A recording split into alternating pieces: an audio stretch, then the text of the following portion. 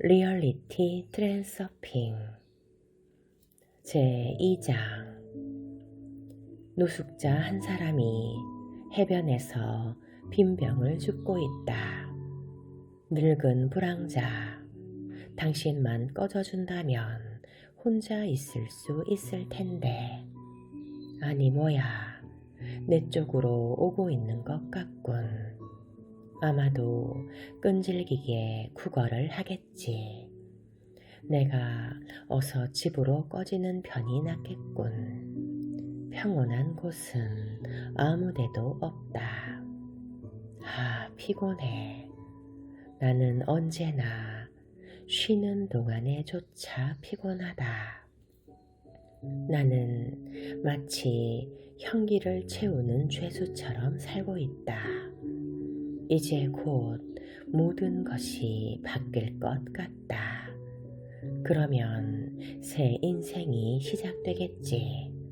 그러면 나는 딴 사람이 되어 삶을 즐길 수 있을 거야.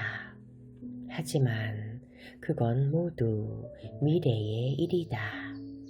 지금은 여전히 비참한 강제 노동에 시달리고 있다. 아무리 기다려도 미래는 찾아올 작정을 하지 않는다. 늘 하던 것처럼 맛없는 아침을 먹고 지겨운 직장으로 몸을 끌고 간다. 거기서 나는 또다시 내가 아닌 다른 누군가가 원하는 결과를 짜내야만 한다. 무의미하고 귀찮은 또 하루의 삶. 나는 새벽별이 속삭이는 소리에 잠이 깼다. 이 우울한 꿈은 무엇일까? 마치 내 전생의 파편 하나가 내게 돌아온 것 같다. 그 모두가 그저 꿈이었다는 게 얼마나 다행인가. 안도의 숨을 쉬면서 내 고양이가 하는 것처럼 기지개를 켰다. 그 게으름보 녀석은 침대 저쪽에 늘어져 누워있다. 내 쪽으로 귀만 쫑긋거리는 모양을 보아하니 내가 일어난 것을 눈치챈 거다. 일어나, 코스염쟁이야. 나랑 산책이나 할래? 나는 오늘 햇빛 나는 날을 주문했고, 그래서 바다로 간다. 길은 숲속으로 나 있고, 새벽별들이 속삭이는 소리는 온갖 다양한 목소리로 어우러진 새들의 합창 속으로 멀어져 간다. 그중 어떤 새는 덤불 속에서 먹이를 줘 하며 소리를 지르는 듯 하다. 오, 그래, 작은 말썽꾸러기. 너처럼 작은 솜털뭉치가 어쩜 그렇게 큰 소리를 낼 수 있을까? 새들마다 독특한 음색이 있는데도 단 하나의 음정도 틀리지 않고 그 많은 목소리들이 숙련된 오케스트라도 결코 흉내낼 수 없는 놀라운 멜로디의 협주곡을 연주할 수 있다니 놀라운 일이다. 이전에는 이런 생각을 해본 적이 없다. 태양은 나무들 사이로 햇살을 들이우고 있다. 이 마법의 햇살은 숲의 거대한 깊이와 풍부한 아름다움에 생명을 불어넣으며 숲을 하나의 절묘한 홀로그램으로 바꾸어 놓는다. 길은 나를 부드럽게 바다로 안내한다. 에메랄드빛 파도는 그 잔잔한 속삭임으로 따스한 바람과 이야기를 나눈다.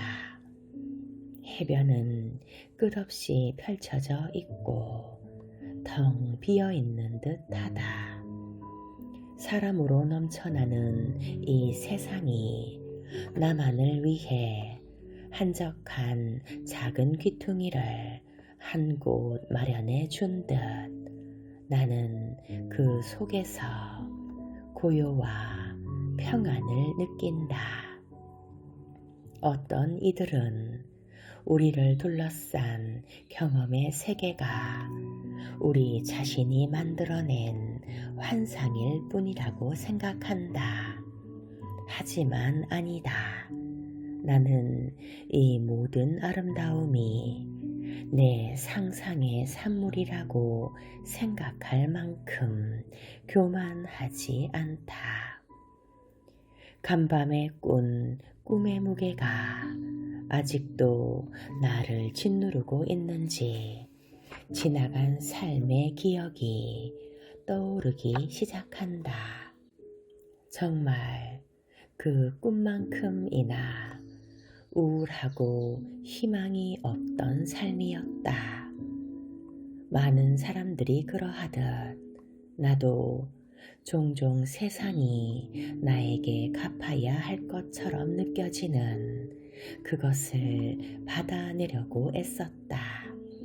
그럴 때마다 세상은 시큰둥하게 나를 외면했다. 경험 많은 사람들의 말로는 세상은 그렇게 호락호락한 곳이 아니니 세상을 정복하려면 싸워야만 한다고 했다. 그래서 나는 세상과 싸우려고 덤벼봤지만 결국은 짐만 다 뺐다. 그 경험 많던 조언자들은 이 경우에도 준비된 대답을 가지고 있었다. 너 자신이 문제다. 먼저 너를 바꿔라. 그런 다음 뭐든 세상에 요구하라. 나는 이 말을 듣고 나 자신과 싸우려고 애를 썼다. 그러나 알고 보니 그게 더 어려운 일이었다. 그러던 어느 날 한 꿈을 꾸었다. 나는 어떤 산림보호구역에 서 있었다. 형용할 수 없이 아름다운 풍경이 나를 둘러싸고 있었다. 나는 그 찬란한 아름다움에 탄성을 뱉으며 걷고 있었다. 그때 갑자기 성난 표정을 한 회색 수염의 늙은이가 나타났다. 나는 그가 보호구역 감시인이라고 생각했다. 그는 말없이 나를 관찰하기 시작했다. 그에게 다가서서 말을 붙이려고 하자 그는 단호하게 내 말을 가로막았다. 그는 냉정한 목소리로 아무 말도 듣고 싶지 않다고 말했다. 만족할 줄은 모르면서 온갖 요구를 늘어놓기만 하고 시끄럽게 떠들고 떠날 때는 쓰레기 더미만 남겨놓는 그런 까다롭고 욕심 덩어리인 방문객들에게 완전히 질렸다는 것이다. 나는 조용히 고개를 끄덕여 동의를 표하고는 계속 걸어갔다. 보호구역의 독특한 자연은 그저 놀라울 뿐이었다. 전에는 왜 한 번도 여길 와보지 않았을까? 나는 홀린 듯 이리저리 다니며 감탄의 눈으로 주위를 살폈다. 나를 둘러싼 자연이 얼마나 완벽하게 아름다운지 표현할 말이 없었다. 그래서 내 머릿속은 황홀한 느낌으로 텅 비어버렸다. 조금 후에 다시 감시인이 나타났다. 차가운 표정은 조금 누그러져 있었다. 그는 자기를 따라오라고 손짓했다. 푸른 언덕의 꼭대기로 올라가자 그림 같은 계곡의 장관이 우리 앞에 펼쳐졌다. 계곡 아래에 마을이 보였다. 나무와 꽃 속에 파묻혀 있는 장난감 같은 작은 집들. 그것은 마치 동화 속의 한 장면처럼 보였다. 비현실적인 것처럼 느껴지지만 않았다면 나는 이 광경을 경의와 감동의 눈으로 한참 바라보았을 것이다. 그러나 그때 문득 이런 것은 아마도 꿈에서나 볼 수 있는 것이라는 의심이 들었다. 나는 질문을 던지듯 감시인을 바라보았다.